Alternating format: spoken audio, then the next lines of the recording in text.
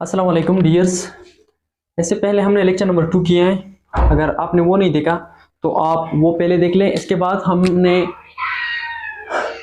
First year का lecture number 3 शुरू किए हैं। तो मेरा चैनल का नाम फिजिक्स विद अरियान 8234। तो इससे पहले लेक्चर में हमने multiplication of scalar by any multiplication of A vector by any number या फिर एनी स्केलर हमने ये किया है। और इसके साथ साथ हमने graphical method head to tail मतलब वेक्टर एडिशन हमने किया और हेड टू टेल रूल किस तरह इस्तेमाल करेंगे ये भी हमने उसमें किया है। अगर वो आपने नहीं देखा तो पहले लेक्चर नंबर 2 देख ले, इसके बाद लेक्चर नंबर 3 की तरफ आए। तो इस लेक्चर में हम पढ़ेंगे कि वेक्टर एडिशन इज कम्यूटेटिव और नॉट, कि वेक्टर एडिशन जो है ये कम्यूटेटिव है या नहीं है। तो हम देखते हैं कि वेक्टर एडिशन कम्यूटेटिव है या नहीं है। कम्यूटेटिव प्रॉपर्टी आपको पता है कि कम्यूटेटिव प्रॉपर्टी क्या है। कम्यूटेटिव प्रॉपर्टी कुछ यूं है कि a प्लस b ये वेक्टर में है तो आपने वेक्टर का निशान जरूर डलवाना है इधर। तो a plus B is equal to B plus a plus B is equal to B plus a। तो अब हम क्या करेंगे, ये है हम वेक्टर पर अप्लाई करेंगे कि आया ये वेक्टर ये इसे ओबे करता है या नहीं करता। तो अब हम इसे देखते हैं कि वेक्टर इसे ओबे करता है या नहीं करते हैं। चलो हम इस तरह करते हैं कि पहले लेफ्ट हैंड साइड जो है ये पहले प्रूफ कर देते हैं कि किस तरह ये है। अच्छा पहले लेट्स सपोज मेरे पास एक वेक्टर है जो कि मेरे पास a के नाम से है। a थोड़ा सा छोटा बना देता हूं तो फिर चलो लेट्स सपोज ये मेरे पास a वेक्टर है। क्या है? a वेक्टर है। तो इसके साथ साथ अब मैं b को ले रहा हूं b plus b। Let's suppose हमने हेड टू टेल रूल में हमने पढ़ा था कि दूसरा वेक्टर अगर हम ऐड कर रहे हैं तो उसका टेल दूसरी का टेल फर्स्ट वेक्टर के हेड पर रखना है आपने। तो लेट्स सपोज मेरे पास ये है, ये मेरे पास b है।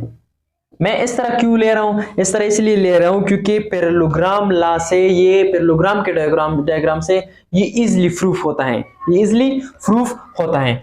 तो देखें ये मैं पैरेललोग्राम बना रहा हूं। तो देखें लेट सपोज ये मेरे पास a वेक्टर है और ये b वेक्टर हो गया। तो मैंने क्या करना है, इसका रिजल्टेंट किस तरह था? फर्स्ट वेक्टर के टेल जो है ये रिजल्टेंट के टेल के साथ मिलाना है और रिजल्टेंट का हेड बी वेक्टर मतलब सेकंड वेक्टर के हेड के साथ मिलाना है। तो रिजल्टेंट ये बना, ये क्या बना? रिजल्टेंट। ये था रिजल्टेंट वेक्टर हम इसे कहते हैं या a प्लस बी। ये इसका क्या बना? रिजल्टेंट बना। तो देखिए हमने पहले a को ड्रा किया और दूसरा वेक्टर किस तरह ड्रा किया? टेल जो है पहले वाले के हेड पर हमने रखा और ये जो है रिजल्टेंट जो है फर्स्ट वेक्टर के टेल के साथ और हेड को सेकंड वेक्टर के हेड को रिजल्टेंट के हेड के साथ मिला लिया। तो मेरे पास ये रिजल्टेंट आ गया, ये a प्लस बी हो गया। ये कौन सा साइड हो गया? a प्लस बी का रिजल्टेंट आ गया। अब हम b प्लस a को करते हैं। किसको करते हैं? b प्लस a को किस तरह करेंगे? देखें b प्लस a, ये b है, इसी b को मैंने इस साइड पर ड्रा करना है, देखें ये हुआ b, ये हुआ b। ये लाइन और ये लाइन मैग्नीट्यूड में बराबर होनी चाहिए, ये लाइन और ये लाइन मैग्नीट्यूड में बराबर होनी चाहिए क्योंकि b जो है ना हमने इसके साथ नेगेटिव का साइन लगाया हुआ है इस साइड पे ना इस साइड पे, क्योंकि ये बिल्कुल सेम है और ना कोई स्केलर नंबर इसके साथ तो मल्टीप्लाई किया हुआ है। तो मैग्नीट्यूड में ये बराबर होनी चाहिए। अब हमने तो b कर लिया, पहले हमने a कर लिया, इसके साथ b को ऐड किया और रिजल्टेंट आ गया। अब हमने b कर लिया पहले, अब b पहले कर लिया और इसके बाद हम प्लस a करेंगे। प्लस a किस तरह करेंगे कि पहले का हेड दूसरे का टेल इसके साथ होगा। ये हो गया मेरे पास a, ये क्या हुआ? a हो गया। ये कौन सा हुआ? a। b हुआ और इसके साथ a हुआ। अच्छा b प्लस a अभी हुआ, पहले क्या हुआ था? a प्लस b रिजल्टेंट आ गया था। अब हमको क्या कर रहे हैं? b प्लस a अभी हुआ तो b प्लस a का रिजल्टेंट अब हम मालूम करते हैं। b प्लस a का रिजल्टेंट किस तरह हम मालूम करेंगे? देखें पहले वाले का टेल रिजल्टेंट का टेल और दूसरे वाले दूसरा वाला वेक्टर जो है उसके हेड को हेड के साथ आपने मिलाना है। तो किस तरह आएगा, इधर टेल के साथ और हेड के साथ, ये रिजल्टेंट ऑफ बी प्लस ए आ गया, बी प्लस ए। तो देखिए दोनों का रिजल्टेंट क्या है, पैरेललोग्राम का एक डायगोनल, दोनों का रिजल्टेंट क्या आ गया, पैरेललोग्राम का एक डायगोनल आ गया। तो पैरेललोग्राम का एक डायगोनल क्या है, अब हमें ये करना है कि पैरेललोग्राम में जो है ये किस तरह, पैरेललोग्राम के डायगोनल हमारे पास इक्वल होते हैं, क्या होते हैं, इक्वल होते हैं। तो हमें पता है कि पैरेललोग्राम लॉ से हमें क्या पता है, पैरेललोग्राम लॉ से हमें ये पता चल जाता है कि जो डायगोनल होते हैं, ये डायगोनल और ये डायगोनल ये आपस में बराबर होते हैं। लेकिन यहाँ क्या है, यह तो एक ही डायगोनल है और वो भी एक ही डायरेक्शन में, एक ही डायरेक्शन में है। दोनों डायगोनल एक डायरेक्शन भी सेम है दोनों का। अगर डायरेक्शन उल्टा होता, एक डायगोनल का रिजल्ट इस तरह होता और दूसरे का इस तरफ होता, तो फिर भी ये अप्लाई मतलब कि ओबे नहीं होता था। लेकिन इधर तो एक ही डायगोनल आपको दे रहा है, एक ये है और एक ये है, डायरेक्शन दोनों का ऊपर इस तरफ है। तो इसका मतलब ये है कि ये पैरेललोग्राम लॉ को ओबे करते, मतलब vector addition is commutative. Vector addition जब हम इसमें करते हैं तो ये कम्यूटेटिव लॉ को ओबे करती हैं। क्यों करती हैं, एक तो ये मैग्नीट्यूड में एक जैसे हैं, ये वाला ग्रीन लाइन और रेड लाइन दोनों मैग्नीट्यूड में एक जैसे, क्योंकि पैरेललोग्राम का ही क्या है, डायगोनल है। दूसरी बात है, इसकी डायरेक्शन भी एक है, मतलब नेगेटिव साइन की जरूरत इसमें नहीं है। अगर नेगेटिव साइन की जरूरत नहीं है तो इसका मतलब ये है कि इनकी डायरेक्शन एक जैसी है। तो a plus B is equal to B plus A, commutative law in vector addition obey होता है। किस में होता है, वेक्टर एडिशन, वेक्टर में कम्यूटेटिव लॉ ओबे होती है। ये था कम्यूटेटिव लॉ वेक्टर एडिशन। अब हम पढ़ेंगे एज वेक्टर एडिशन जो है ये क्या एसोसिएटिव प्रॉपर्टी को ओबे करती है या फिर नहीं करती। अब हम ये देखते हैं,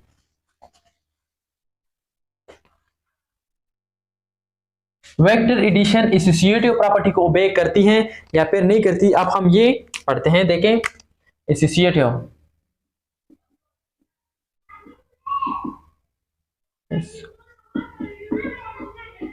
देखें एसोसिएटिव लॉ को ओबे करती है। एसोसिएटिव लॉ क्या है, पहले ये पढ़ते हैं। एसोसिएटिव लॉ इस तरह a plus B plus C, vector की निशान जरूर लगाया करें, is equal to a plus B plus C. ये है एसोसिएटिव लॉ। एसोसिएटिव लॉ को ओबे करती है या नहीं करती। अब हम ये पढ़ेंगे, तीन वेक्टर हैं ए बी सी, हम इसमें ये पढ़ेंगे कि ये एसोसिएटिव लॉ को ओबे करती है, वेक्टर एसोसिएटिव लॉ को ओबे करती है नहीं करती। तो देखिए हम क्या करते हैं, इधर इस तरह करते हैं। अच्छा, ये लेट सपोज मैं ए वेक्टर ड्रा कर रहा हूं, क्या हमने क्या पढ़ना है पहले, A plus B, right left hand side को कर रहा हूं, ए प्लस बी को करना है, इसके बाद सी को ऐड करना है। एक पढ़े ए क्या है, लेट सपोज ए मेरे पास ये वेक्टर है, ये हुआ ए वेक्टर, और बी क्या होगा, बी को मैं पढ़ता हूं इधर, बी ए प्लस बी, लेट सपोज मेरे पास बी ये है, ये हुआ बी वेक्टर, कौन सा, बी वेक्टर। अब ये को क्या हुआ, बी वेक्टर हुआ, तो बी वेक्टर हुआ। अब a प्लस बी का आपने पहले रिजल्टेंट मालूम करें, क्योंकि ये ब्रैकेट में बने पहले आपने ये करना होगा। तो रिजल्टेंट किस तरह फाइंड करते हैं, पहले वाले के टेल को टेल के साथ मिलाएंगे और दूसरे वाले के हेड को हेड के साथ मिलाएंगे। तो ये हुआ इसका रिजल्टेंट, किसका रिजल्टेंट, a प्लस बी का रिजल्टेंट आ गया, a प्लस बी का रिजल्टेंट आ गया है, ये a प्लस बी का रिजल्टेंट है। अब इससे जो रिजल्टेंट आया है a प्लस बी से, ये वाला रिजल्टेंट, इसको हम c के साथ मिलाएंगे।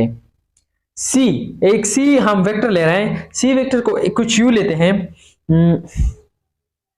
इसे करते हैं, चलो c वेक्टर है, और c वेक्टर को मैं जो c वेक्टर ड्रा करूंगा, c वेक्टर के टेल को रिजल्टेंट के हेड के साथ मिलाऊंगा। किस तरह, इसके हेड के साथ मैंने मिला लिया, ठीक है, ये होगा सी वेक्टर, क्यों?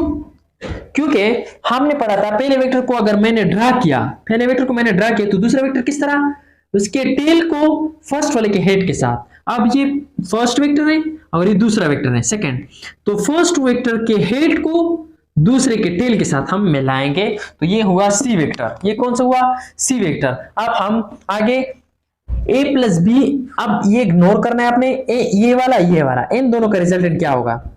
इन दोनों का रिजल्टेंट कुछ यूं होगा कि रेड लाइन के टेल को फर्स्ट ग्रीन लाइन के हेड को हेड के साथ मिलाएंगे। रिजल्टेंट कुछ यूं इस तरह आएगा कि इसके टेल को टेल के साथ और हेड को हेड के साथ। रिजल्टेंट इस तरह पढ़ते हैं ना कि टेल को टेल के साथ और हेड को हेड के साथ हम लगाएंगे। तो देखिए रिजल्टेंट किस तरह आएगा, टेल को टेल के साथ और हेड को हेड के साथ। तो ये क्या हुआ? ये हुआ रिजल्टेंट। किस चीज का रिजल्टेंट? ए प्लस बी, बी प्लस सी, इस तरह कुछ हुआ। ये ए प्लस बी प्लस सी की होल ये इसका रिजल्टेंट बन गया। तो अब ये तो रिजल्टेंट बन गया किस चीज का? इसका रिजल्टेंट बन गया। अब हम कुछ यू स्टडी करते हैं। ये साइड तो स्टडी हो गया किस तरह, हमने ए को लेकर ए को ड्रा किया प्लस बी को, बी के टेल को फर्स्ट के हेड के साथ हमने मिला लिया और इससे रिजल्टेंट ये आ गया जो कि ये हेड को हेड के साथ और टेल को टेल के साथ हमने मिला लिया। इसके साथ साथ हमने सी को इस तरह ड्रा करना है, सी को अब रिजल्टेंट के साथ देखना है। रिजल्टेंट के हेड को सी के टेल के साथ मिलाना है और ये वेक्टर ड्रा हुआ। अच्छा, अब हमने ये रिजल्टेंट को हमेशा टेल को टेल के साथ और हेड को हेड के साथ, टेल को टेल के साथ और हेड को हेड के साथ, ठीक है। तो ये हुआ हमारे पास ये। अब इस साइड को करते हैं, इस साइड को करते हैं। इस साइड में जो पहले ब्रैकेट में बंद हुआ है हम इसको पहले करते हैं, इसको पहले करते हैं। बी को क्या है? बी ये है, बी ये है, बी हमने लेट सपोज ड्रा किया, जो बी ड्रा हुआ है बी। इसके बाद हमने सी को ड्रा किया, बी प्लस सी, बी प्लस सी। अब ये आपने इग्नोर करना है, ठीक है। बी प्लस सी हुआ ये। अब इन दोनों का रिजल्टेंट आपने मालूम करना है, इन दोनों का रिजल्टेंट। तो रिजल्टेंट किस तरह मालूम होता है? बी प्लस सी से बी के टेल को टेल के साथ और हेड को हेड के साथ। तो ये हुआ बी प्लस सी का रिजल्टेंट। रिजल्टेंट किसका हुआ? बी प्लस सी का रिजल्टेंट ये हुआ। किस चीज का? बी प्लस सी का रिजल्टेंट हुआ। अब बी प्लस सी का रिजल्टेंट हो गया। अब हमने ए को ऐड करना है। ए को किस तरह ऐड करेंगे? ए को इस तरह ऐड करेंगे कि टेल को हेड के साथ मिलाएंगे, टेल को हेड के साथ मिलाएंगे और टेल को हम हेड के साथ मिलाएंगे। ये ऑलरेडी ऐड हुआ है, ए ऑलरेडी ऐड हुआ है, ए ऑलरेडी ऐड हुआ है रिजल्टेंट के साथ। ए टेल हेड के साथ आपस में मिला हुआ है। तो अब रिजल्टेंट इसका क्या होगा? अब रिजल्टेंट इसका क्या होगा? देखें, रिजल्टेंट जो है हेड को हेड के साथ, टेल को टेल के साथ। तो ये हुआ रिजल्टेंट, ये हुआ रिजल्टेंट। किसका रिजल्टेंट? इसका रिजल्टेंट। ये रिजल्टेंट हुआ ए प्लस बी प्लस सी, बी प्लस सी, ये हुआ इसका रिजल्टेंट। तो दोनों का डायरेक्शन भी ये है, दोनों रिजल्टेंट का डायरेक्शन भी ये है और मैग्नीट्यूड भी एक जैसा है, लेंथ में बराबर है ये दोनों। तो इसका मतलब ये है कि वेक्टर एडिशन एसोसिएटिव लॉ को भी ओबे करता है। हम एक बार फिर से इसको दोहराते हैं, तो आप जरा देख लें, फोकस कर ले इस पर। किस तरह? ए प्लस बी, ए प्लस बी, फर्स्ट वाला हमने ड्रा किया तो फर्स्ट वाले के हेड को बी वाले टेल के साथ हम मिलाएंगे तो ए प्लस बी हो गया। इससे हम रिजल्टेंट मालूम करेंगे, टेल को टेल के साथ, हेड को हेड के साथ। तो ए प्लस बी का रिजल्टेंट आ गया। अब सी को ऐड करेंगे, सी को ए प्लस बी के रिजल्टेंट के साथ ऐड करेंगे। सी ए प्लस बी की रिजल्टेंट क्या है? ये रेड लाइन है, इसकी हेड ये है, हेड को टेल के साथ, सी के टेल के साथ, और ये हुआ हमारे पास सी है वेक्टर। अब रिजल्टेंट, इन सारे के रिजल्टेंट को किस तरह मालूम करेंगे? टेल, इसके रिजल्टेंट के टेल को टेल के साथ और हेड को हेड के साथ हमने मिला लिया, तो ये आ गया रिजल्टेंट। अब ये करना है बी प्लस सी हमने मालूम किया और इसका रिजल्टेंट ये हुआ, इसका रिजल्टेंट ये हुआ, बी प्लस सी का रिजल्टेंट ये हुआ। तो हमने ए को ऐड करना है, तो ए ऑलरेडी ऐड हुआ है जो कि टेल को हेड के साथ मिला हुआ है, टेल को हेड के साथ मिला हुआ है, तो इसका रिजल्टेंट ये हुआ। मतलब दोनों का डायरेक्शन भी सेम है और मैग्नीट्यूड में भी ये दोनों बराबर है। इसका मतलब ये है vector additions obey associative law. क्या? Vector addition obey associative law. इसके बाद हम पढ़ते हैं कि वेक्टर एडिशन सब्ट्रैक्शन को, वेक्टर सब्ट्रैक्शन कम्यूटेटिव है या एंटी कम्यूटेटिव है, हम अभी ये स्टडी करते हैं। उम्मीद है ये आपको समझ आ गई होगी। इसके बाद हम क्या पढ़ते हैं,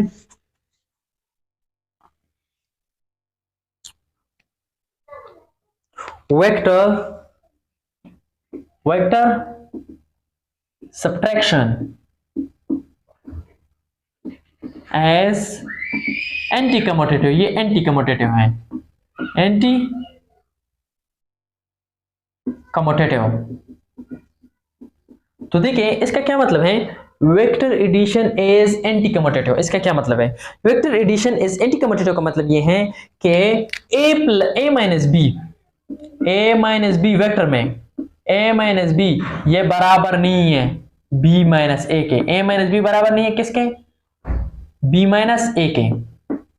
फर्स्ट ऑफ ऑल आपने ये जानना है कि माइनस बी और माइनस ए से क्या क्या मतलब है हमारा, माइनस ए और माइनस बी से क्या मतलब है हमारा। ए माइनस बी से माइनस ए, लेट्स सपोज मेरे पास एक वेक्टर है जो कि बी, मैंने इसको क्या कहा, बी वेक्टर कहा, बी वेक्टर कहा, ये बी वेक्टर है। तो माइनस बी इस किस तरह होगा, minus B same to same इसी मैग्नीट्यूड, इसी वैसा ही लेंथ होगा, लेंथ में बराबर बिल्कुल ठीक होंगे, लेकिन सिर्फ और सिर्फ इसका डायरेक्शन 180 डिग्री के साथ चेंज होगा। ये माइनस बी हुआ। लेट्स सपोज मेरे पास ए वेक्टर है, मैं इस तरह कुछ ड्रॉ कर देता हूं, ये ए वेक्टर है। तो माइनस ए बिल्कुल लेंथ में सेम होगा, लेंथ में सेम, लेकिन इसका डायरेक्शन 180 एंगल पर चेंज हो गया, 180 एंगल पर चेंज हो गया। तो अब देखते हैं, हम इसी एग्जांपल को लेते हैं। एग्जांपल कुछ यूं है, देखें, लेट्स सपोज हमारे पास a माइनस बी करना है। हमारे पास एक वेक्टर है जो कि a, ये a वेक्टर है, ये a वेक्टर है। हमारे पास एक दूसरा वेक्टर है जो कि b, ये है b वेक्टर, ये है, ठीक है, ये a वेक्टर है और ये b vector, a minus B. तो माइनस बी क्या होगा, माइनस बी ये होगा, माइनस बी ये हुआ, माइनस बी ये हुआ। अच्छा, माइनस बी ये हुआ। इसके बाद हम a माइनस बी करते हैं। a माइनस बी किस तरह करेंगे, देखें, a पहले a को ड्रा करें, a माइनस बी तो ये है ना, तो फर्स्ट वाले के हेड को दूसरे वाले के टेल के साथ अपने मिलाना है। ये हुआ माइनस बी, ये माइनस बी हुआ, ये हुआ a। तो ठीक है, इसका रिजल्टेंट क्या होगा, इसका रिजल्टेंट देखें, रिजल्टेंट टेल को टेल के साथ, हेड को हेड के साथ, ये क्या हुआ, a माइनस बी। इसका रिजल्टेंट ये आ गया। अब दूसरी तरफ जाते हैं, b को सेम टू सेम ले ले, b को वही सेम टू सेम ले ले, b मैंने ले लिया, ये हुआ b, ये क्या हुआ b। अब b तो ये हुआ माइनस ए किस तरह होगा, माइनस ए, ये a है तो ये माइनस ए होगा, इस तरह माइनस ए, इसी डायरेक्शन में हेड को टेल के साथ मिलाए तो ये हुआ माइनस ए, ये क्या हुआ, माइनस ए। तो अब इसका रिजल्टेंट क्या होगा, अब इसका रिजल्टेंट क्या होगा, रिजल्टेंट को देख लिए देखें, तो रिजल्टेंट हेड को हेड के साथ, टेल को टेल के साथ, ये माइनस ए है तो ये b माइनस ए हो गया, b माइनस ए हो गया। तो अब देखें ये एंटी कम्यूटेटिव क्यों कहलाता है, देखें a माइनस बी लेंथ में सेम है या फिर सेम नहीं है, लेकिन डायरेक्शन सेम नहीं है। इसका वेक्टर का डायरेक्शन ऊपर की तरफ आ रहा है और इसका नीचे की तरफ, इस तरफ जा रहा है, इसका ऊपर की तरफ, इसका नीचे की तरफ। तो ये इसलिए a minus B not equal to b minus A. Vector subtraction is anti commutative. ये क्या है, एंटी कम्यूटेटिव है। ये जो है इसमें कम्यूटेटिव लॉ सब्ट्रैक्शन में वेक्टर्स ओबे नहीं करती। वेक्टर्स में सब्ट्रैक्शन जो है ये कम्यूटेटिव लॉ जो है सब्ट्रैक्शन में और वेक्टर में हम ओबे नहीं करती।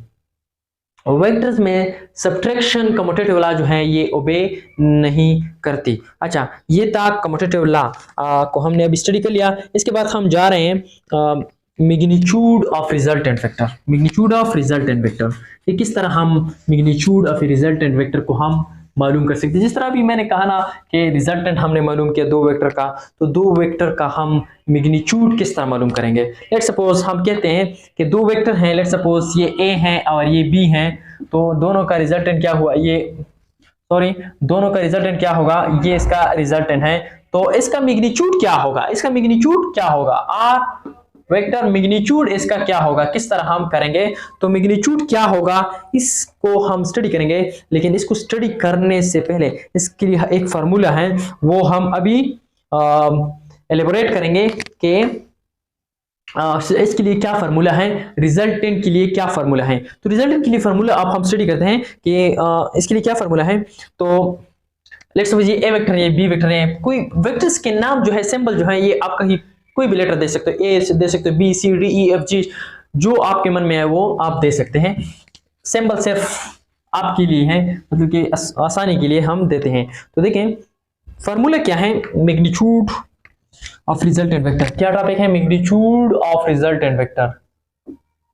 इसमें बहुत एमसीक्यूज में है, मैग्नीट्यूड ऑफ रिजल्टेंट वेक्टर, वो हम स्टडी करेंगे आज, ऑफ रिजल्टेंट वेक्टर। तो देखें मैग्नीट्यूड ऑफ रिजल्टेंट वेक्टर, तो देखें हम क्या करते हैं अभी इसमें, magnitude of resultant vector, magnitude of resultant vector को हम आर के साथ डिनोट करते हैं। मैग्नीट्यूड मतलब कि ये मैग्नीट्यूड जो है कभी भी नेगेटिव नहीं हो सकता, magnitude can never be negative, ये हमेशा ही पॉजिटिव होगा। मैग्नीट्यूड के लिए फार्मूला क्या है, A square A vector, A vector का जो मैग्नीट्यूड होगा उसका स्क्वायर प्लस बी का स्क्वायर प्लस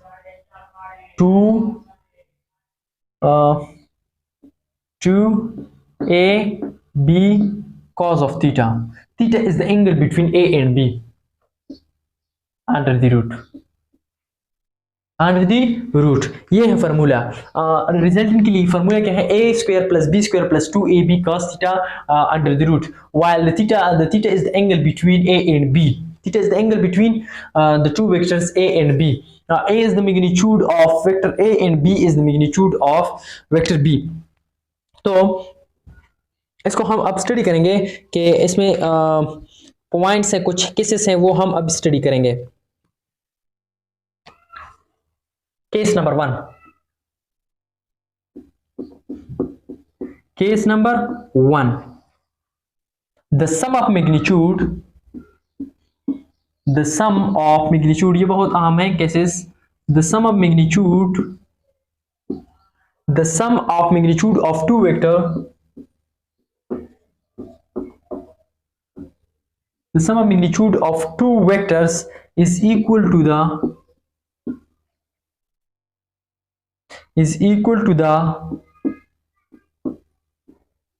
maximum क्या, maximum magnitude of a resultant vector, of a resultant vector. Then the angle between two vector, then the angle between two vector, what, is 0. इसका क्या मतलब है, the sum of magnitude of two vector, जब हम दो vector के magnitude को हम सम करते हैं, which is equal to the maximum magnitude of resultant, और जो हमें मैक्सिमम रिजल्टेंट देता है, जो हमें मैक्सिमम रिजल्ट देता है, तो इसकी दरमियान एंगल क्या होगी, 0 होगी। The maximum magnitude of two vectors, जब दो वेक्टर के मैग्नीट्यूड को हम जमा करते हैं, वो बराबर है किस चीज के, मैक्सिमम मैग्नीट्यूड ऑफ रिजल्टेंट का जो मैग्नीट्यूड है वो मैक्सिमम रिजल्ट दे रहा है, तो एंगल कितना होगा, 0 होगा। इसका मतलब ये है मैथमेटिकली इसका मतलब ये है कि रिजल्टेंट मेरे पास किस चीज के बराबर है, a प्लस बी के बराबर है, मतलब कि एंगल क्या है इसमें, 0। मैथमेटिकली हम इस तरह कर सकते हैं, तो ये नोट कर ले। इसके बाद हम क्या करेंगे, मैथमेटिकली इसको थोड़ा सा एलेबोरेट करेंगे। तो क्या है, तो क्या है इसके मैथमेटिकल फॉर्म देखें, ये फार्मूला है, ये फार्मूला है। तो देखें थीटा की जगह हम 0 लगाएंगे, थीटा की जगह हम 0 डिग्री लगाएंगे। ए का स्क्वायर प्लस बी का स्क्वायर 2ab cos 0 cos 0। तो देखें cos 0 है, cos 0 किस चीज के बराबर है, ये 1 के बराबर है, cos 0 1 के बराबर है। तो ये आप देख लें रिजल्टेंट हमारे पास किस चीज के बराबर हो जाएगा, A square plus B square plus 2ab। तो हमने पढ़ा है फॉर्मूले जो क्या है, a plus B whole square is equal to A square plus B square plus 2ab। ये फॉर्मूला तो इधर है, A square plus B square 2ab। इसकी जगह हम ये लिख सकते हैं a प्लस बी, बिल्कुल लिख सकते हैं। तो क्या है इसकी जगह हम a plus B whole square हम लिख सकते हैं, होल स्क्वायर हम लिख सकते हैं। तो अंडर रूट के साथ स्क्वायर कैंसल, तो रिजल्टेंट क्या आया हमारे पास, a प्लस बी। इसका मतलब यह है हमने क्या पढ़ा था कि a का मैग्नीट्यूड प्लस b का मैग्नीट्यूड, दो वेक्टर के मैग्नीट्यूड को हम जमा करते हैं और इससे जब हमें मैक्सिमम रिजल्ट आता है, मैक्सिमम रिजल्ट आता है तो उसके दरमियान एंगल कितनी होगी, 0 डिग्री। हमने ये पढ़ा, अंग्रेजी पढ़ाकर ये हमने ये पढ़ा कि दो वेक्टर हमने पढ़ा कि दो वेक्टर के मैग्नीट्यूड को अगर हम ऐड करें वो हमें मैक्सिमम रिजल्टेंट दे दे, मैक्सिमम रिजल्टेंट से ज्यादा नहीं हो सकता, मैक्सिमम रिजल्ट दे तो वो कितने एंगल इसके दरमियान होगी, तो इसके दरमियान 0 एंगल होगी, इसके दरमियान 0 एंगल होगी। क्यों ग्राफिकली थोड़ा समझा देता हूं, ग्राफिकली कुछ यूं है कि एक ए वेक्टर है, ये ए वेक्टर है, ये ए वेक्टर है, तो बी वेक्टर का उसके साथ तो मतलब कि कितना रिजल्टेंट ज्यादा देगा, रिजल्टेंट अगर हम कह दें कि दूसरा vector in the direction of B in the direction of A, ये same in the direction of क्या है, इसके डायरेक्शन के सेम है, तो इसमें एंगल कितना है, 0 डिग्री, कितना 0 डिग्री। तो एक ये हो गया और इसके साथ साथ ये भी हो गया, तो दोनों को हमने ऐड कर दिया, तो दोनों को हमने ऐड, तो दूसरा इधर से स्टार्ट होता है, दूसरे को हमने ऐड कर दिया, 0 एंगल एक ही डायरेक्शन में है तो दोनों का लेंथ ज्यादा होगा, मैग्नीट्यूड मतलब ज्यादा होगा। जब हमने ऐड कर लिया तो हमारे पास एंगल कितनी थी इसके दरमियान, 0, तो रिजल्टेंट इस केस में हमारे पास मैक्सिमम होगा। पहला ये वेक्टर है इधर तक, दूसरा इधर से इधर तक, तो ये है मैक्सिमम रिजल्ट इस केस में हमें देगा। इसमें एक स्पेशल केस भी है, स्पेशल केस कुछ यूं है कि स्पेशल केस कुछ यूं है कि अगर स्पेशल केस इधर लिख लें, स्पेशल केस कि अगर a बराबर हो जाए b के, तो रिजल्टेंट का मैग्नीट्यूड कितना होगा, a की जगह b लगा ले या b की जगह, तो ये क्या होगा, 2a होगा या 2b, ये होगा या ये होगा। ये है हमारे पास फर्स्ट केस, ये फर्स्ट केस है। फर्स्ट केस में हमने क्या लिखा था, the sum of magnitude of two vector is equal to the maximum magnitude resultant, और फिर maximum magnitude of resultant of two vector, then the angle between two vectors will be 0 degree. इसमें कितनी angle होगी, 0 होगी। तो आगे बढ़ते हैं दूसरे केस की तरफ। दूसरा एक और बात इधर है कि हमने इधर नहीं बताया मैक्सिमम रिजल्टेंट की बात मैं कर रहा हूं कि मैक्सिमम रिजल्टेंट से ज्यादा रिजल्टेंट नहीं हो सकता। रिजल्टेंट जो है can never be greater than maximum resultant, our resultant can never be less than or minimum, इससे कम भी नहीं हो सकता, इससे ज्यादा भी नहीं हो सकता, इसके दरमियान हो सकता है, इसके इक्वल हो सकता है, लेकिन ये क्या हो सकते हैं, इससे बढ़कर नहीं हो सकता और इससे कम नहीं हो सकता। ये पॉइंट्स नोट कर ले, इस पर हम एक एमसीक्यूज भी करेंगे बाद में। ठीक है, पहले केसेस पढ़ते हैं। केस नंबर 2 की तरफ जाते हैं। केस नंबर 2, अच्छा case number 2,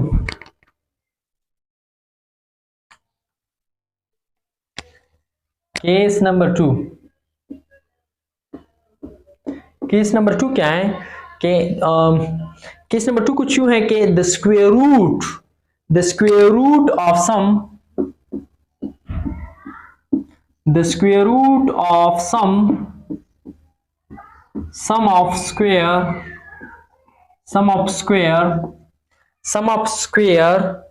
of magnitude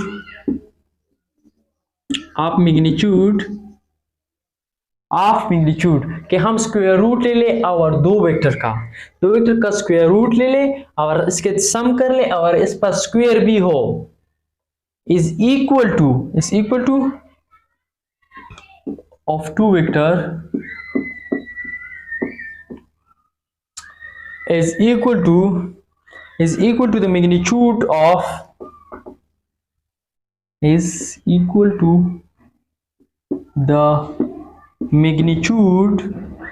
what, of resultant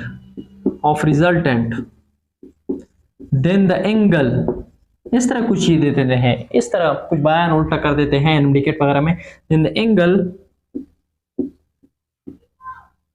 test में कुछ यूं देते हैं that the angle between two vectors would be,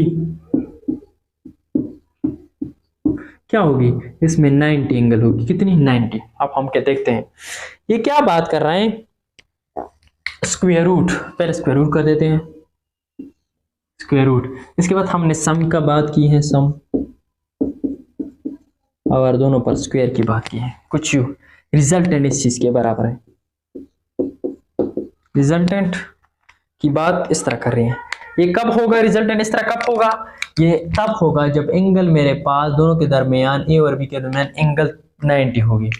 the square root of sum of square of magnitude of two vectors is equal to the magnitude of a resultant, then the angle between two vector would be 90, तो angle इसमें 90 होगी। तो किस तरह हम find out करेंगे, same to same method है। तो देखिए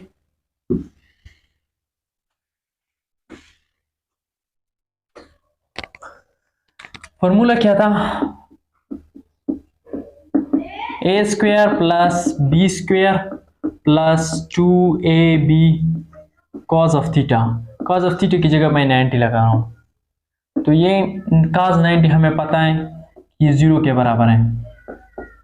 तो देखें a स्क्वायर इधर रह जाएगा और b स्क्वायर इधर रह जाएगा, तो ये रिजल्टेंट हो गया, ठीक है, ये रिजल्टेंट हो गया। तो इसका स्पेशल केस यूं है, सिंपली इसी तरह डायरेक्टली दे सकते हैं। स्पेशल केस ये है कि अगर a b के बराबर हो जाए, तो देखें resultant vector a square plus a square under the root, तो 2a square under the root, तो अंडर रूट 2 इंटू a, या फिर और हम इस तरह भी लिख सकते हैं, a की जगह अगर हम b को लगा लें अंडर रूट 2 इंटू b, ये भी दे सकता है, ये भी दे सकता है, ये दोनों दे सकते हैं। समझ आई इसकी, ये था स्पेशल केस। हम 90 लगा लेंगे तो ये 0 हो जाएगा मुकम्मल टर्म, तो ये रह जाएगा a square plus B square. Special case में है कि अगर a b के बराबर हो जाए तो b की जगह मैंने a को पुट कर लिया a स्क्वायर, तो दोनों को हम ऐड करेंगे 2a स्क्वायर बन जाएगा। तो 2 अंडर रूट में आ जाएगा और इसके स्क्वायर जो है अंडर रूट के साथ कैंसिल हो जाएगा, a बाहर निकल गया। a की जगह हम b को भी लगा सकते हैं, अगर हम a की जगह इधर b लगा ले, तो दोनों रिजल्ट पॉसिबल हैं। अच्छा, इसके बाद है तीसरे केस को पढ़ते हैं।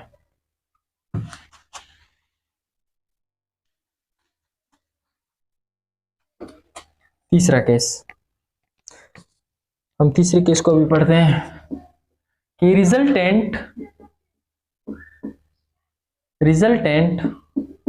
कब इस तरह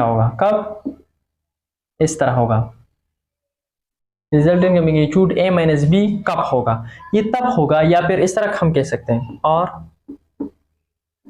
b माइनस ए, हम इस तरह कह सकते हैं। तो ये कब होगा, जब एंगल हमारे पास 180 होगी। कितनी? 180 होगी। 180 होगी तो हमारे पास ऐसा होगा। किस तरह? हमने फार्मूला को अभी एक्सपेंड भी किया था कि A square plus B square plus 2ab cos of theta. Cos of theta की जगह मैं 180 लगा रहा हूँ, थीटा की जगह मैं 180 लगा रहा हूँ। तो देखें A square plus B square plus 2ab cos 180 मतलब -1, ठीक है। Resultant A square plus B square minus 2ab। तो हमने फार्मूला पढ़ा है कि A minus B whole square is equal to A square plus B square minus 2ab। तो इसकी जगह हम क्या लगा सकते हैं? A minus B whole square under root square के साथ कैंसल, रिजल्ट क्या आ जाएगा? ए माइनस बी, ए माइनस बी। तो ये हुआ रिजल्टेंट, ये मिनिमम रिजल्टेंट है। कितना? जो पहला पैरेलल केस में ये मैक्सिमम रिजल्टेंट था, ये मिनिमम रिजल्टेंट। ये क्या है? मिनिमम रिजल्टेंट, मिनिमम रिजल्टेंट है ये, मिनिमम रिजल्टेंट है ये। इससे कम नहीं हो सकता, इससे कम नहीं हो सकता, ये कम से कम है। तो इसके बाद हम कुछ एमसीक्यूज करते हैं इसके ऊपर। एमसीक्यूज कुछ यूं है,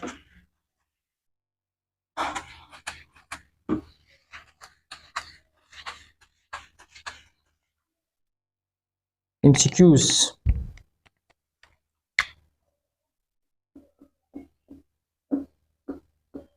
what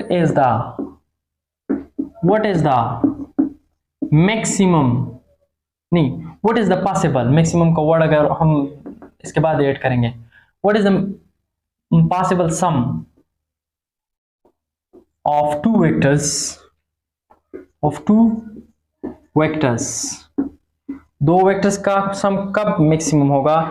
जो कि एक को मैं ले रहा हूं 25 यूनिट्स और दूसरे को ले रहा हूं 2 यूनिट्स। कितना होगा? हम ऑप्शन डाल रहे हैं।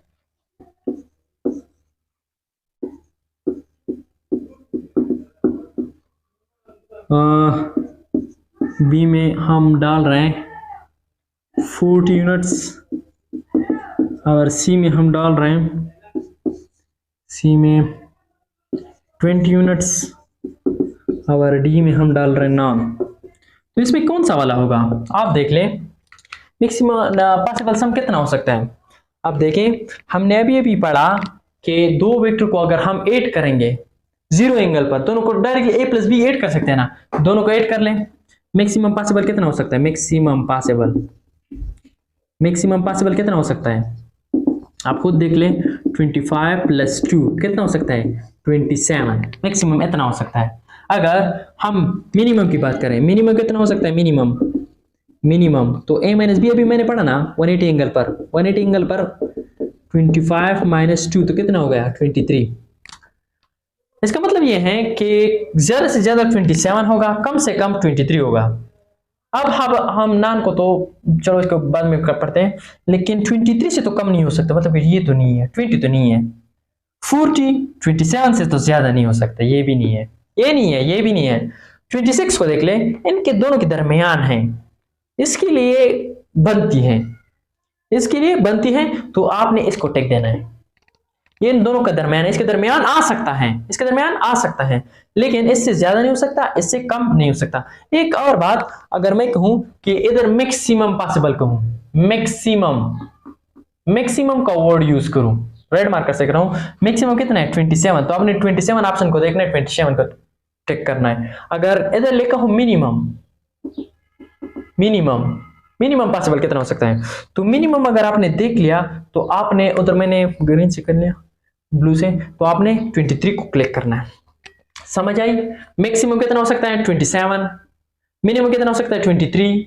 लेकिन अगर ये दोनों नहीं दिए कि what is the possible sum of two vectors 25 units and 22 units, तो आपने इन दोनों को ऐड करके कहना है कि 27 आ रहा है और मिनिमम कितना आ रहा है? ये 23 आ रहा है, तो इन दोनों से के दरमियान और इन दोनों के बराबर हो सकता है। तो इन दोनों के बराबर तो नहीं है, तो आपने इसको क्लिक करना है, आपने इसको टिक करना है। अगर ये दोनों दिए भी हैं तो आपने इसको ज्यादा तवज्जो, क्योंकि ये दोनों के दरमियान है। एक को कैसे, अगर दोनों मौजूद हो, ये भी मौजूद है, ये भी मौजूद है और ये भी मौजूद है, तो आपने इसको टिक करना है।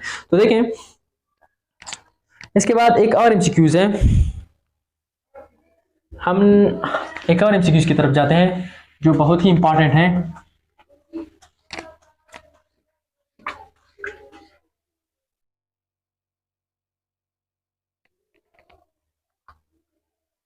व्हाट इज एमसीक्यूज है,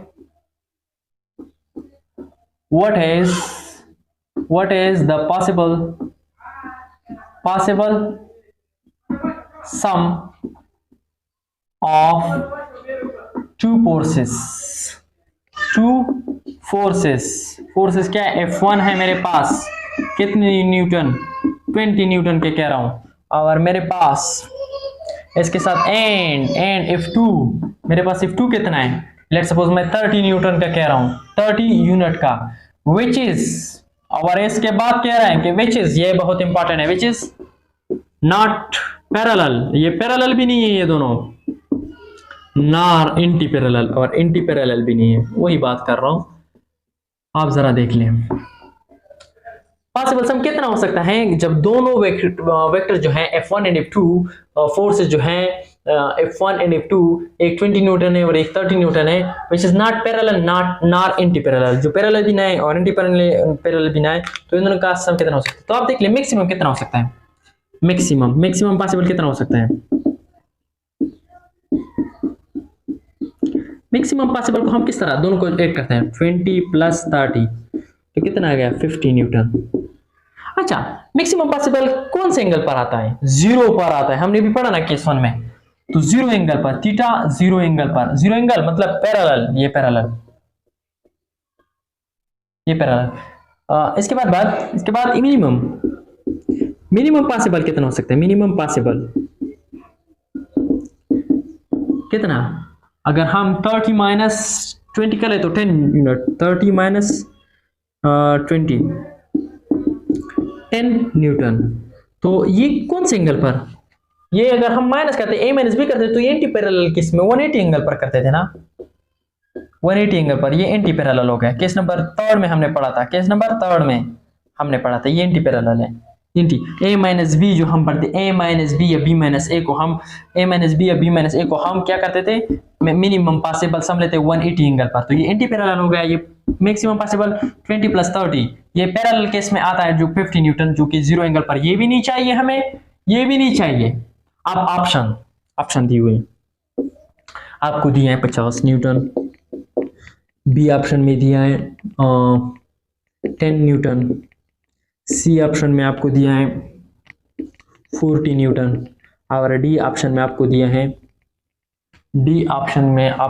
है 60 न्यूटन। कौन से को टेक करना है आपने, देखें फर्स्ट ऑफ ऑल तो आपने स्टेटमेंट को देखना है, जो पैरेलल ना हो, पैरेलल मतलब 50 यूनियन ना हो। दूसरे में क्या है, एंटी पैरेलल भी ना हो, एंटी पैरेलल में कितना आता है 10, 180 पर 10, तो ये भी नहीं है। तीसरे में 60, दोनों के सम से ज्यादा आ रहा है, दोनों के सम से भी ज्यादा आ रहा है, तो ये नहीं है। मैक्सिमम रिजल्टेंट से ज्यादा नहीं हो सकता, तो ये भी नहीं है। इन दोनों के दरमियान 10 और 50 के दरमियान क्या है, 40 आ सकता है, 20 भी आ सकता है, तो ये आपके साथ ठीक है, ये आ सकता है। तो ये था एमसीक्यूज। इसके बाद हम एक और एमसीक्यूज की तरफ जा रहे हैं जो कि अहम है और इसमें एक कंसेप्ट भी है। देखिए MCQs,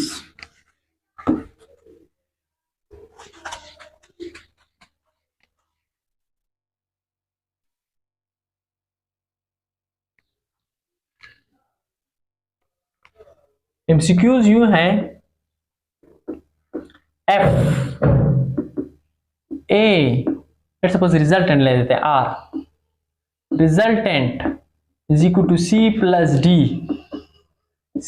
D, then the angle between C and D unknown, ये हमें मालूम नहीं है।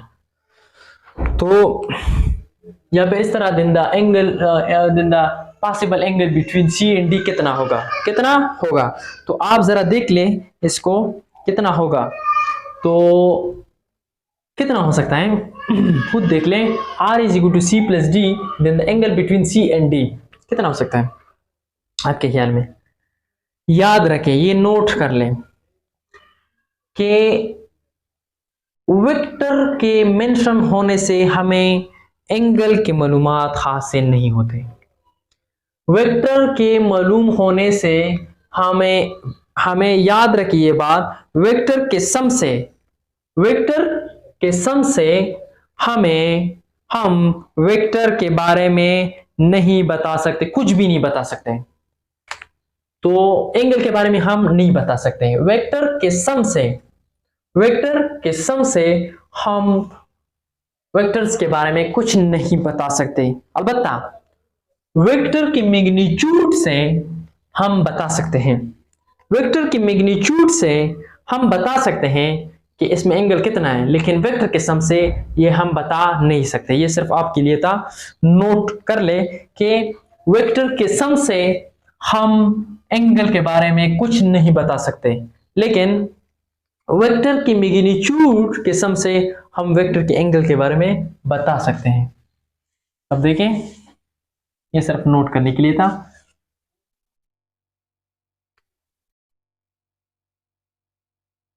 इस तरह एमसीक्यूज इस तरह है, R is equal to A plus B and resultant क्या है, and resultant is R is equal to A, resultant इसमें कितना है, A square plus B square plus EB, ये इसमें रिजल्टेंट है। Then what would be the angle, then angle कितना होगा, तो आपको फॉर्मूले की पता है। पहले इधर ऑप्शन मेंशन कर देता हूं, 60, बी में हम 30, सी में हम 45 और डी में हम 120 लगा लेते हैं। ठीक है, तो देखिए हमने फार्मूला हम जानते हैं, जो कि कुछ यूं है, A square plus B square plus 2ab cos of theta. तो अब देख लें, ए स्क्वायर बी स्क्वायर, लेकिन ये एक दूसरे से चेंज है, इसको हम कंपेयर कर देते हैं। क्या करते हैं, कंपेयर कर देते हैं। तो 2ab cos ऑफ थीटा ये वाला इज इक्वल टू ab, किस चीज के बराबर है, ab के बराबर। ab कैंसल आउट, दोनों कैंसल, तो इधर क्या रहेगा, cos थीटा 2 और इधर 1 है डिवाइड बाय 2, दोनों साइड पे 2 पे डिवाइड कर दिया, तो theta is equal to cos inverse 1 divide by 2, जो कि 60 एंगल के बराबर है, ऑप्शन ए इज करेक्ट। 2 को हमने दोनों साइड पर डिवाइड कर दिया, तो इधर 1 था, 1 डिवाइड बाई 2 बन गया। cos को इस साइड पे कर दिया, तो cos इनवर्स 1 बाई 2, तो ये 60 के बराबर हो गया, इसके बाद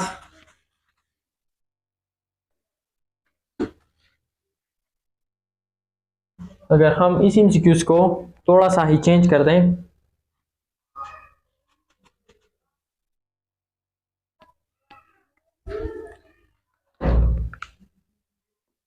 √2ab इसी तरह कर ले, तो क्या होगा, हम इसी तरह ही कंपेयर कर लेंगे 2ab cos ऑफ थीटा, किसके साथ कंपेयर करेंगे, √2ab, ab कैंसल, इस 2 डिवाइड, तो cos theta is equal to √2 को इस तरह लिख सकते हैं, √2, तो फिर ऐसे 2 फिर से आ जाएगा, ये cancel out, theta is equal to cos inverse 1 divide by √2, ऐसे क्या बन जाएगा, मेरे ख्याल से आप खुद भी चेक कर ले, इसे 40 एंगल आता है, खुद भी चेक कर ले, ऐसे 40 एंगल ही आता है। अच्छा, तो ये था एमसीक्यूज। इसके बाद कुछ अहम पॉइंट्स हैं, वो हम अब स्टडी करेंगे कि हम पॉइंट्स क्या हैं। अहम पॉइंट्स, बहुत ही जरूरी पॉइंट्स हैं, वो हम अब स्टडी करेंगे। 1 2 3 को हमने स्टडी किया हुआ है ऑलरेडी। इसके बाद थोड़ा सी जल्दी से करते हैं, ठीक है। सम इम्पॉर्टेंट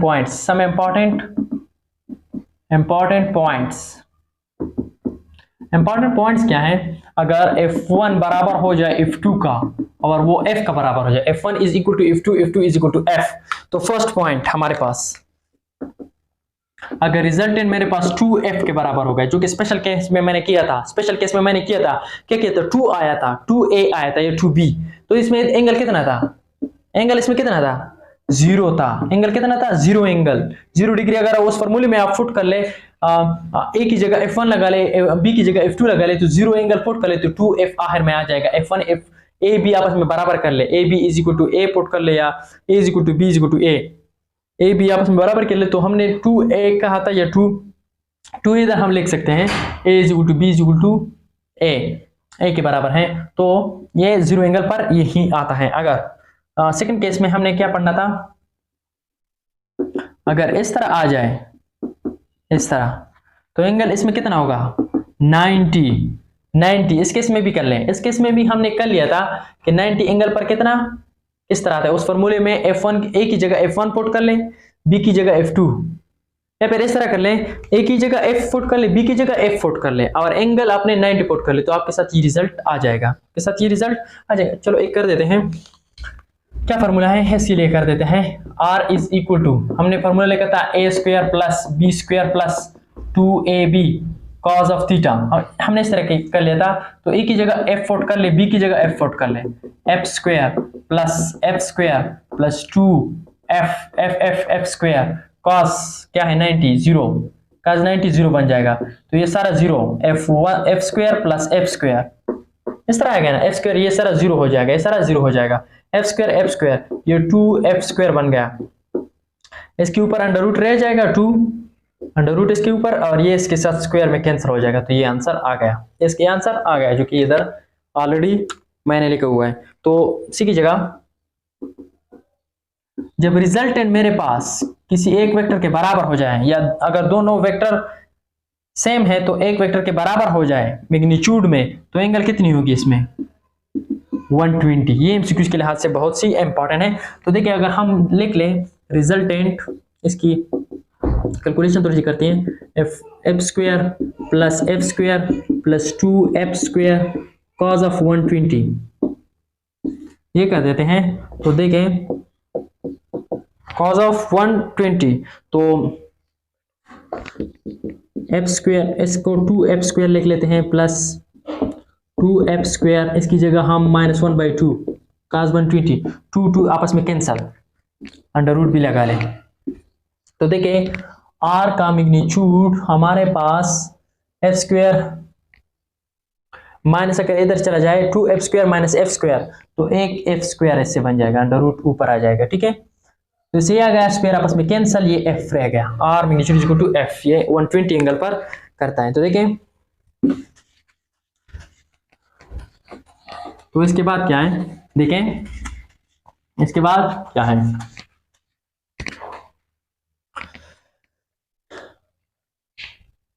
लेट सपोज हमारे पास रिजल्टेंट जो है a प्लस बी के बराबर हो गया, a प्लस बी, तो एंड इसके साथ साथ हम कर सकते हैं R square is equal to a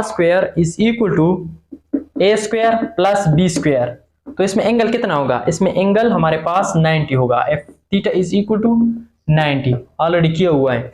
तो आप देख लें, आई वी ये हो गया, वी हम पढ़ते हैं, a प्लस बी हमारे पास बराबर नहीं होगा किसके? a minus B. कब बराबर नहीं होगा? ये कब बराबर नहीं होगा? a प्लस बी का वेक्टर जो है ये बराबर नहीं होगा, a plus B not equal to a minus B. ये कब नहीं होगा? जब f a not equal to 0 and b not equal to 0।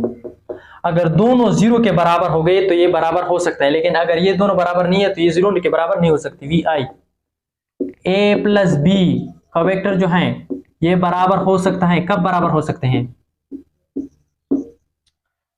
इधर हमने प्लस लगाए हुए हैं, ठीक है। माइनस बी, ये कब बराबर हो सकते हैं? ये तब बराबर हो सकते हैं एफ बी वेक्टर जो है ये जीरो हो जाए, ओनली इसके लिए ये कंडीशन है। जब बी जीरो हो जाए, ये जीरो हो जाए, ये जीरो, तो आपस में ए बराबर हो जाएगा। लेकिन अगर इस केस में देख ले तो ये बराबर कब नहीं होंगे? बराबर तब नहीं होंगे जब A not equal to zero, A not equal to zero and B not equal to zero. इसके साथ साथ मैग्नीट्यूड वी डबल आई, हम देखें ए प्लस बी का मैग्नीट्यूड, ए प्लस बी का मैग्नीट्यूड, ए माइनस बी के होल मैग्नीट्यूड, ये कब बराबर होंगे? If theta is equal to 90 between A and B, A and B के दरमियान कितना हो? 90 हो। A plus B whole magnitude is equal to A minus B whole magnitude, ये कब बराबर होंगे? जब एंगल मेरे पास 90 हो। वी ट्रिपल आई पी मेरे पास लेट सपोज ए वेक्टर है, ए प्लस बी वेक्टर है, एंड क्यू मेरे पास है ए माइनस बी, ए माइनस बी का वेक्टर है। तो देखें देन पी का मैग्नीट्यूड बराबर होगा क्यू के मैग्नीट्यूड के, कब? यही है, बिल्कुल यही है, सेम टू सेम इधर से लिया हुआ है। तो इसमें एंगल कितना होगा? ए माइनस ए प्लस बी, ए माइनस बी, ये मैग्नीट्यूड सिर्फ इसको फॉर्म दिया हुआ है, पी इसको कहें, क्यू इसको कहें, तो पी मैग्नीट्यूड क्यू मैग्नीट्यूड, ये कब बराबर होगा? जब एंगल हमारे पास 90 हो, थीटा कितना हो? 90 हो, एंगल कितना हो? 90 हो। इसमें हम ये स्टडी करते हैं। तो देखें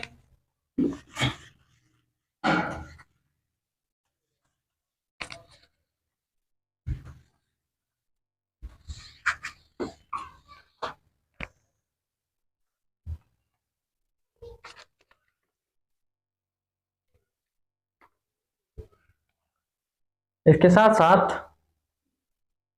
किधर तक गए थे? ट्रिपल आई के तक गए थे आई थिंक। अच्छा, आई एक्स पी अगर मेरे पास बराबर हो जाए ए प्लस बी के vector, A plus B, and मेरे पास क्यू जो है, क्यू वेक्टर, ये मेरे पास बराबर हो जाए ए माइनस बी के, ए माइनस बी के, ए माइनस बी के, ये पी ए प्लस बी के और क्यू ए माइनस बी के, एफ पी का मैग्नीट्यूड, एफ पी का मैग्नीट्यूड बराबर हो जाए क्यू की मैग्नीट्यूड के, और ए का मैग्नीट्यूड बराबर हो जाए बी की मैग्नीट्यूड का, ये मैग्नीट्यूड वाइज आपस में बराबर हो जाए, देन आपसे पूछ सकते हैं कि पी एंगल, देन थीटा क्या होगी, एंगल क्या होगी between P and Q, P and Q क्या होगी, इधर कह सकते हैं। और दूसरे क्वेश्चन में ये पूछ सकते हैं कि थीटा एंगल क्या होगी बिटवीन क्यू एंड ए, कितना होगा? अगर थर्ड में देख ले, थर्ड में तो थीटा कितना होगा बिटवीन पी एंड ए, कितना होगा? देखिए ये आंसर, ये क्वेश्चन आपसे पूछ सकते हैं। तो पहले का आंसर ये है पी और क्यू, तो हमने पढ़ा था कि ये कब होगा, ये कब होगा? 90 एंगल पर। अभी 3 पॉइंट में मैं कह रहा हूं कि ये मैग्नीट्यूड अगर सेम हो जाए तो कितना एंगल होगा? 90। क्यू और ए, पी और ए आपस में बराबर हैं, ऑपोजिट एंगल है, कितने हैं? क्या है? ऑपोजिट एंगल, और ऑपोजिट एंगल हमेशा सेम होते हैं, सेम। अगर 90 को 2 पर डिवाइड कर दे तो 45 आ जाएगा, तो ये भी 45 है, ये भी 45 है, दोनों 45 है। अच्छा, तो इसके बाद हमारे पास एक और पॉइंट है, if R is equal to A plus B, A vector plus B vector, and R is perpendicular to the smaller vector. देखें किस तरह हम कहते हैं, देखें हम किस तरह कह सकते हैं, एफ, ये पॉइंट है एफ, आर मेरे पास किस चीज के बराबर है? ए प्लस बी के, ए प्लस बी के बराबर हो गया, और आर जो है यही आर, ये परपेंडिकुलर, आपसे कहे कि परपेंडिकुलर है स्मॉलर वेक्टर, ए हो या बी हो, कोई भी स्मॉलर वेक्टर जो है इसमें ये इसके परपेंडिकुलर है, तो इसमें एंगल क्या होगी? इसमें याद रखें एंगल मेरे पास 120 होगी। कितनी? 120। कुछ नोट पॉइंट है वो आप नोट कर ले, note point. Point to be noted,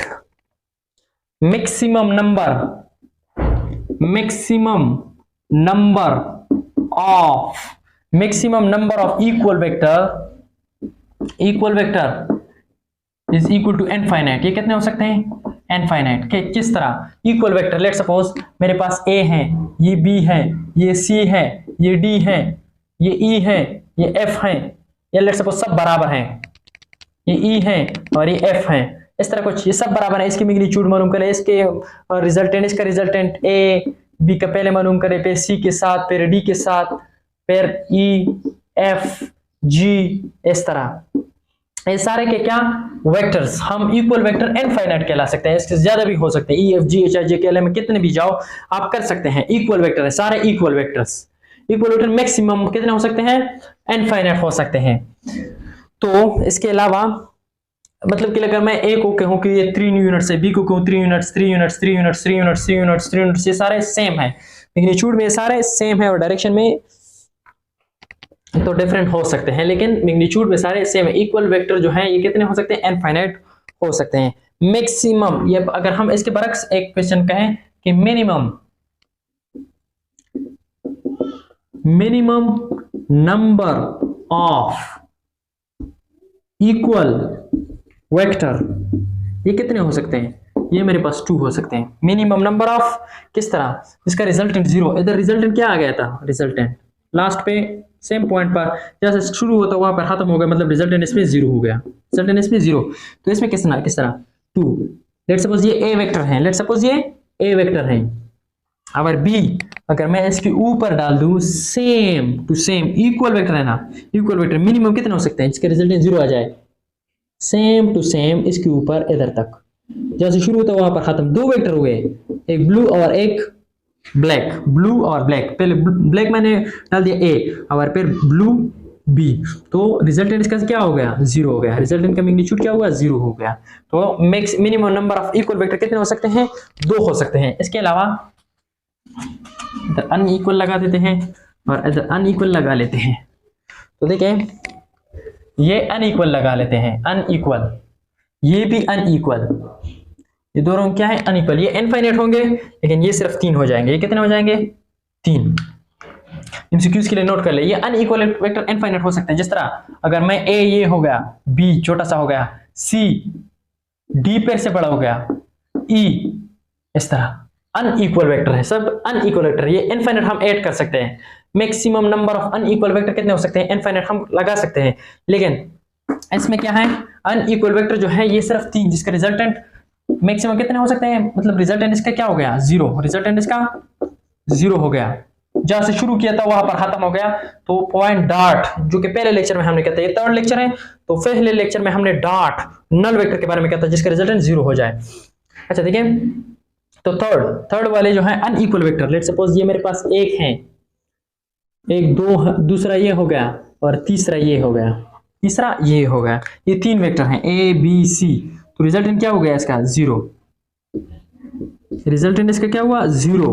तो मिनिमम कितने हो सकते हैं? आप कहोगे कि ये कहा था आपने कि इधर तक एक का गया, दूसरा इधर से इधर तक, तो ये भी रिजल्टेंट 0 हो देता है, लेकिन ये क्या है? ये इक्वल वेक्टर है। अनइक्वल वेक्टर में हमेशा 2 होंगे, 3 होंगे, अनइक्वल में हमेशा मिनिमम कितने? 1 2 3 होंगे, इक्वल में सिर्फ 2 आते हैं। अच्छा, तो ये था आज का लेक्चर जो कि वेक्टर के बारे में था। इसके बाद एक और लेक्चर हम 2-3 लेक्चर इसके ऊपर और आएंगे वेक्टर पर, क्योंकि ये चैप्टर थोड़ा सा लेंथी है। अगर कोई आपको समझ नहीं आ रही, कोई चीज़ आपको समझ नहीं आ रही, तो आप कमेंट बॉक्स में हम मुझसे पूछ सकते हैं, कोई भी क्वेश्चन हो किस तरह भी हो, मैं एक्सेप्ट करूंगा इंशाल्लाह, और उसका रिप्लाई मैं जल्द से जल्द दे दूंगा। और मेरे चैनल का नाम जो है फिजिक्स विद अरियान 8234, ये सब्सक्राइब करें। तो ये था फिजिक्स के लेक्चर्स। इसके बाद हम तीसरा लेक्चर अपलोड करेंगे कि तीसरा, तो लेट्स सपोज मेरा तीसरा लेक्चर ये है, इसके बाद हम 4th वाला लेक्चर अपलोड करेंगे। Thank you so much for watching my videos.